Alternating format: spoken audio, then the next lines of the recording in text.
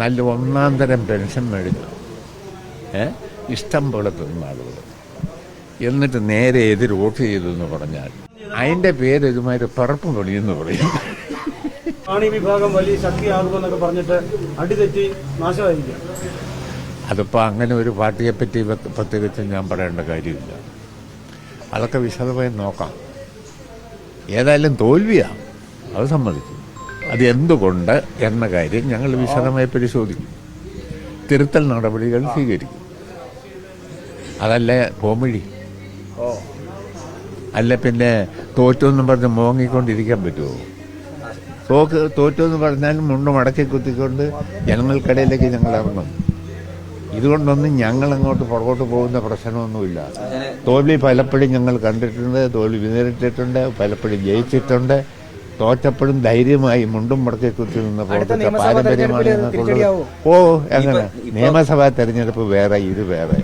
അല്ല, കോൺഗ്രസ് നേതൃത്വം പറയുന്നത് ഉടുമ്പൻചോലയിൽ ഉൾപ്പെടെ UDF ജയിക്കാൻ പോവാണ് അടുത്ത നിയമസഭ. അത് അവിടെ അന്നേരം കാണാം, അന്നേരം കാണാം, നോക്കാം. ഇല്ല, എന്നാലും ഉണ്ടല്ലോ. അതൊന്നും വലിയ പ്രശ്നമില്ലെന്ന്. ഇതൊന്നുമായി ബന്ധമില്ല. തദ്ദേശ നമ്മുടെ തെരഞ്ഞെടുപ്പ് അതിനേതായ ജനങ്ങളെ സ്വാധീനിച്ച പ്രശ്നം. നിയമസഭാ തെരഞ്ഞെടുപ്പ് വരുമ്പം സംസ്ഥാന രാഷ്ട്രീയവുമായി ബന്ധപ്പെട്ട പ്രശ്നങ്ങളാണ് ചർച്ച ചെയ്യുക. എന്നാൽ സെമിഫൈനൽ എന്നൊക്കെ പറയാൻ UDF പറയാം, വേറെ അല്ലാണ്ട് തലയ്ക്ക് വിവരമുള്ളവരാരും പറയുക. ഈ കഴിഞ്ഞ ടൈമിൽ ജില്ലാ പഞ്ചായത്തിന്റെയും ബ്ലോക്ക് പഞ്ചായത്തുകളുടെയും പ്രവർത്തനം അല്ലെങ്കിൽ പ്രകടനം അത് വിലയിരുത്തപ്പെട്ടു. അങ്ങനൊന്നുമില്ലെന്നേ, ചുമ്മാ. ഞാൻ ചോദിക്കട്ടെ, ഈ പറയുന്നതിൽ വല്ല കാര്യമുണ്ടോ?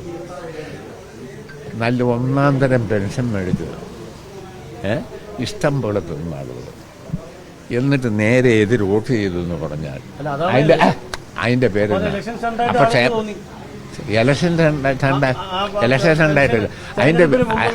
അതിൻ്റെ പേര് ഇതുമാതിരി പറപ്പ് പൊടിയെന്ന് പറയും.